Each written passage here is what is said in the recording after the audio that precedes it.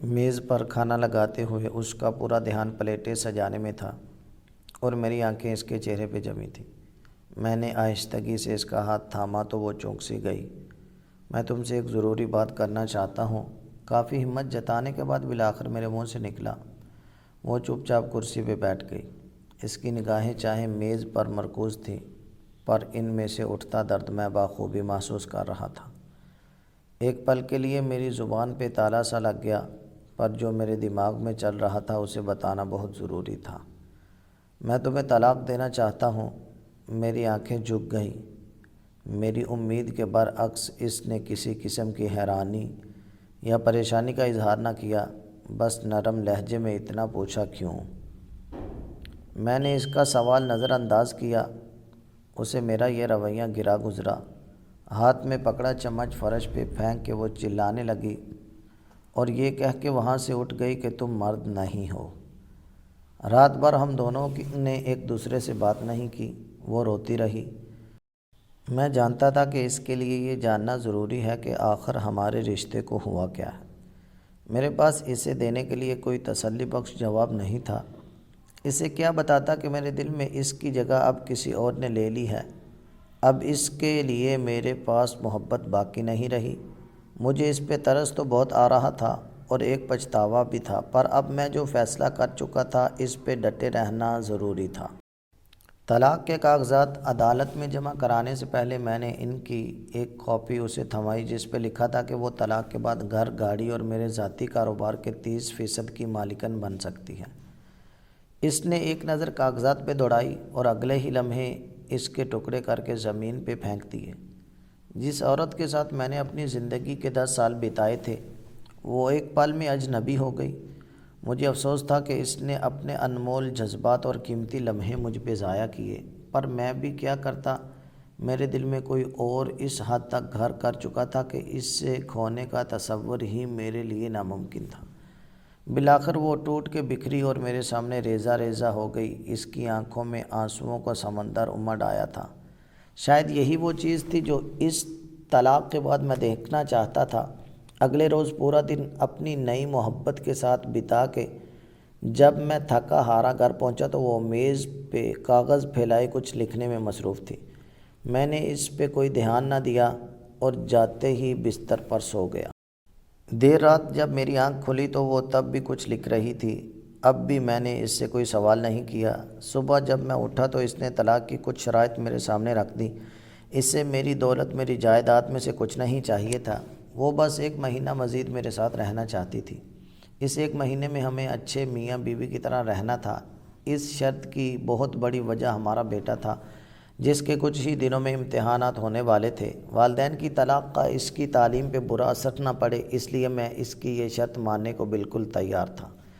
اس کی دوسری اور احمقانہ شرط یہ تھی کہ میں ہر صبح اسے اپنی باہوں میں اٹھا کے گھر کے دروازے تک چھوڑنے جاؤں، جیسا شادی کے ابتدائی دنوں میں کرتا تھا۔ وہ جب کام پہ باہر جانے لگتی تو میں خود اسے اپنی باہوں میں اٹھا کے دروازے تک چھوڑ آتا تھا۔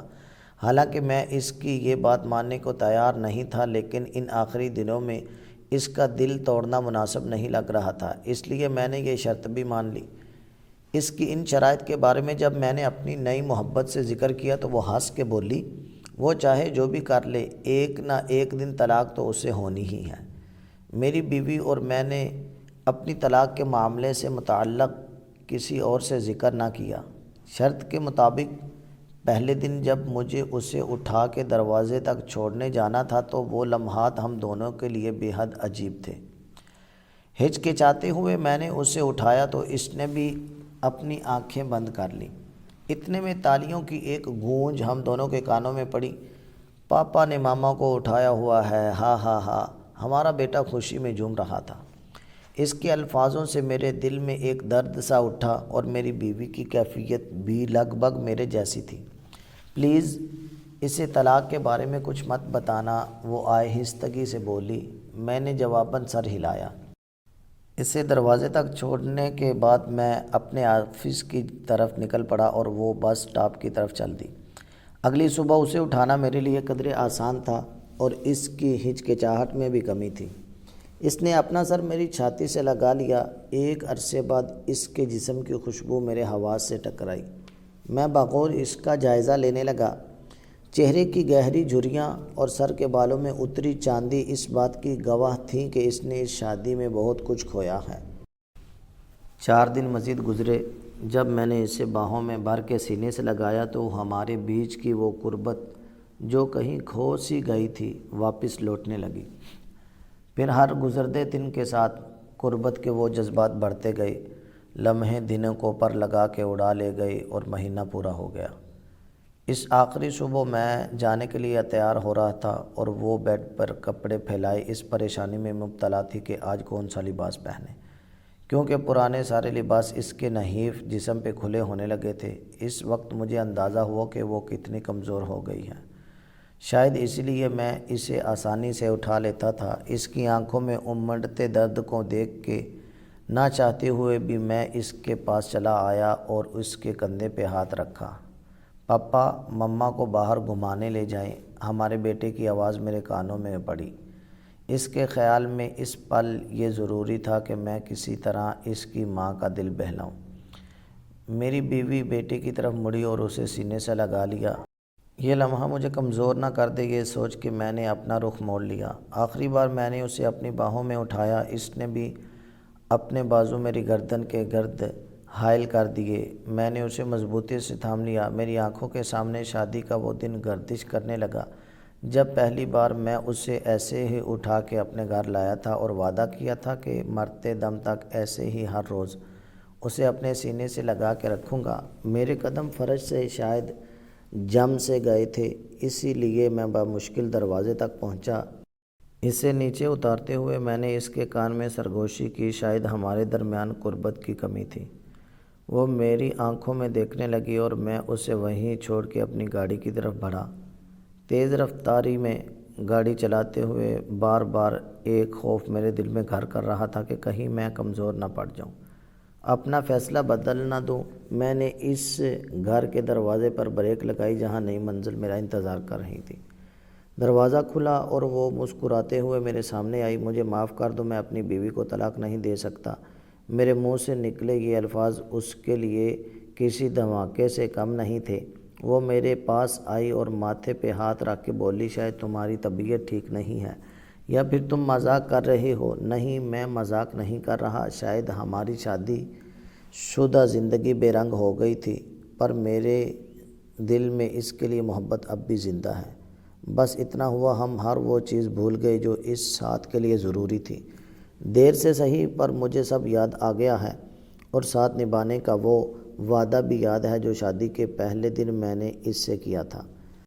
نئے ہر بندھن کو توڑ کے بعد میں پرانے بندھن کو دوبارہ جوڑنے کے لیے واپس لوٹا۔ میرے ہاتھ میں پھولوں کا ایک گلدستہ تھا جس میں موجود پرچی پہ لکھا تھا، میں ہر روز ایسے ہی تمہیں اپنی باہوں میں اٹھا کے دروازے تک چھوڑنے آؤں گا، صرف موت ہی مجھے ایسا کرنے سے روک سکتی ہے۔